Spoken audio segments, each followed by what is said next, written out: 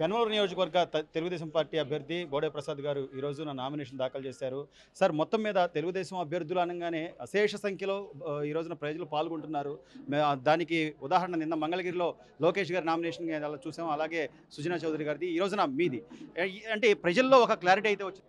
మొదట్లో ఒక 2 సంవత్సరాలు ఇతని మాటలు ప్రజలు నమ్మారు.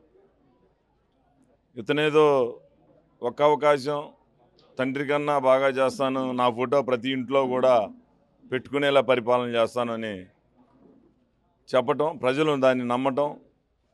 ఈరోజు ప్రజలందరూ కూడా ఆ ఫోటోని దిష్టి బొమ్మలాగా వాడుతున్నారు.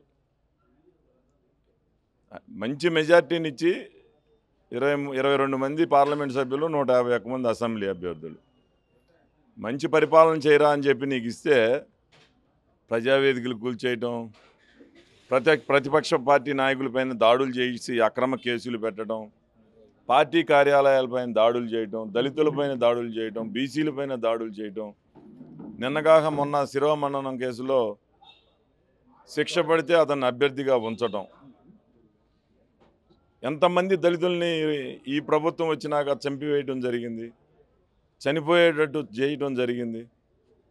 అలాగే బీసీల మీద దాడులు జరగటం. ఒక అక్క మీద తమ్ముడు లైంగిక వేధింపులు చేస్తూ ఉంటే అడిగినందుకు నోట్లో గుడ్ల కొక్కి పెట్రోల్ పోసి తగలబెట్టారని అంటే, ఈ ప్రభుత్వం లా అండ్ ఆర్డర్ మీద పట్టు కోల్పోయింది, పరిపాలన మీద పట్టు కోల్పోయింది, అన్ని వ్యవస్థల మీద పట్టు కోల్పోయింది. బటన్ నొక్కాను అనే మాట తప్పితే ఈ 5 సంవత్సరాల్లో ఇతను చేసింది ఏమైనా ఉందా? బటన్ నొక్కింది కాకుండా పన్నులు పెంచి 5 రెట్లు ప్రతి ఒక్కరి దగ్గర పన్నులు వసూలు చేశావు. రేపు జరిగే 13వ తారీఖున బటన్ నొక్కి నీకు బుద్ధి చెబుతానికి ప్రజలు సిద్ధంగా ఉన్నారు. నిన్ను ఇంటికి పంపుతారు. ప్రత్యేకంగా పెనమలూరు నియోజకవర్గంలో పెద్ద ఎత్తున ప్రజలందరూ కూడా మరి తెలుగుదేశం పార్టీకి మద్దతు పలుకుతూ ఉన్నందుకు, మరి తెలుగుదేశం పార్టీ చంద్రబాబు నాయుడు గారు మా మీద నమ్మకంతో మాకు అవకాశం కల్పించినందుకు చరిత్ర తిరగరాసి ఈ నియోజకవర్గాన్ని ఆయనకి బహుమానంగా ఇస్తాము. 2019 ఎన్నికల తర్వాత డే 1 నుంచి కూడా ప్రజల మధ్య ఉన్నారు. ప్రజల్లో విశేష ఆదరణ ఉంది కాబట్టి మీ మీద ఎక్కడో ఉన్నటువంటి పెడన జోగి రమేష్ గారిని ఇక్కడ ఒక బీసీ వ్యక్తిగా లేదా సామాజిక వర్గ సమీకరణ, అలాగే అధికారం, ధనబలం ఈ వీటితో ఆయన ఏదో మీ మీద గెలుస్తా అని చెప్పి ఇప్పటికీ ఆయన సవాల్ చేయడం కూడా, అంటే నేను ఎక్కడైనా గెలవగలను, ఏ నియోజకవర్గంలో అయినా గెలవగలను అని చెప్తున్నారు. ఆయనకి మీరేం చెప్తారు? ఏడిచాడు కదా, మైలవరంలో ఉన్న పెడనలో చీ కొడితే ఏంటి గెలిచేది? చంద్రబాబు నాయుడు గారిని తిట్టాడు, చంద్రబాబు నాయుడు గారిని ఇంటి మీద దాడి చేశాడు. బూతులు ఎవడు ఎక్కువ తిడితే ఆడికి సీటు, బాగా పనిచేసిన వాళ్ళనేమో సీట్లు మార్చేయటం.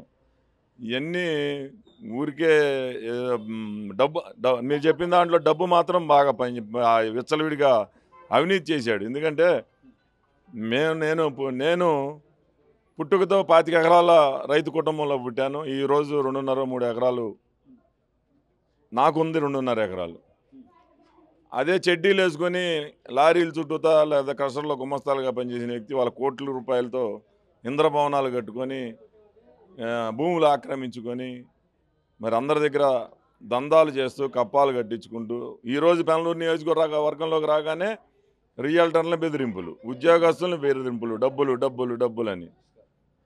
ఏ రోజైనా బోడే ప్రసాద్ అనే వ్యక్తి ఏ ఎంప్లాయీని కానీ, రియల్టర్ని కానీ, కాంట్రాక్టర్ని కానీ ఎక్కడన్నా ₹1 అడిగినట్టు ఉందా? అది మా నిజాయితీ. నువ్వు ఎలక్షన్లో పోటీ చేయడానికి వచ్చినప్పుడే దందాలు మొదలుపెట్టావే. నిజంగా ఈ నియోజకవర్గంలో నువ్వు దాపురిస్తే సర్వమంగళం. రియల్టర్లు లేదు, ఎంప్లాయీస్ లేదు, అందరూ కూడా. అందుకనే బయటపడకుండా తగిన బుద్ధి చెప్పడానికి ఈరోజు ప్రభుత్వ అధికారులు కానీ, రియల్టర్లు కానీ, ప్రజలు కానీ అందరూ కూడా ఎదురు చూసి ఈరోజు నన్ను గెలిపించడానికి సిద్ధంగా ఉన్నారు. ప్రసాద్ గారు ఈ రోజున అంటే గతంలో 2019 ఎన్నికలకు ముందు కోడికత్తి కానీ లేదా వాళ్ళ బాబాయ్ హత్య కేసుకు సంబంధించి గొడ్డలపోటు కానీ ఇవన్నీ కూడా సింపతి క్రియేట్ చేశాయి. మరి ఈ రోజున గులకరాయి వివాదం ఏదైతే ఉందో ఆయన్ని చంపడానికే ప్రయత్నం చేశారు, హత్యాయత్నం అని చెప్పి కూడా ఈ రోజున పెద్ద ఆర్టికల్స్తో రాస్తున్న పరిస్థితి.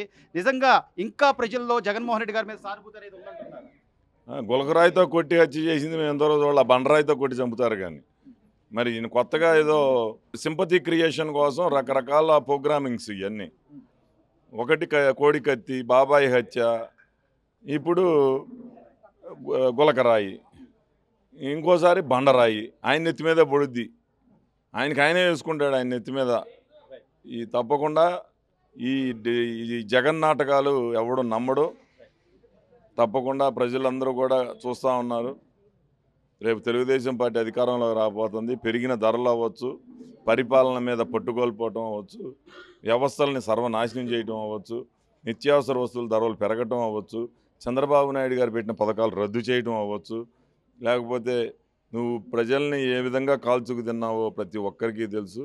ఏదైనా కొద్ది శాతం మంది నీకు పార్టీకి అభిమానులుగా ఉంటే కొన్ని చోట్ల డిపాజిట్లు కూడా రాని పరిస్థితులు అయితే ఉన్నాయనుకుంటాం. ప్రజల్లో ఉన్న వ్యతిరేకత ఈ రోజున ఖచ్చితంగా తమ తెలుగుదేశం పార్టీ విజయానికి మూల కారణం అవుతుంది అని, అలాగే పెనమలూరులో తన గెలుపును ఎవరు అడ్డుకోలేరని ఈ రోజున జోగి రమేషే కాక ఎవరొచ్చినా సరే తన గెలుపు స్థానికంగా ఉన్న తనకి గెలుపు తథ్యం అని బోడే ప్రసాద్ గారు ఆత్మవిశ్వాసంతో చెప్తున్నారు. ఈ రోజున ఆయన నామినేషన్ దాఖలు చేసిన పరిస్థితి.